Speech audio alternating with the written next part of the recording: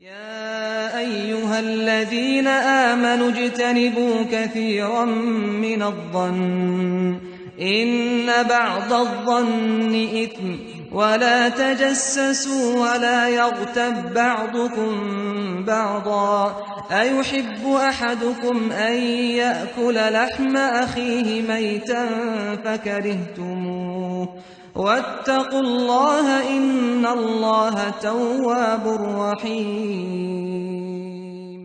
اے اہل ایمان، بہت گمان کرنے سے احتراز کرو کہ بعض گمان گناہ ہیں، اور ایک دوسرے کے حال کا تجسس نہ کیا کرو، اور نہ کوئی کسی کی غیبت کرے.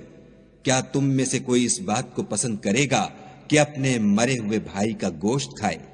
اس سے تو تم ضرور نفرت کرو گے. تو غیبت نہ کرو اور خدا کا ڈر رکھو، بے شک خدا توبہ قبول کرنے والا مہربان ہے. O you who have believed, avoid much negative assumption. Indeed, some assumption is sin, and do not spy or backbite each other. Would one of you like to eat the flesh of his brother when dead? You would detest it. And fear Allah. Indeed, Allah is accepting of repentance and merciful.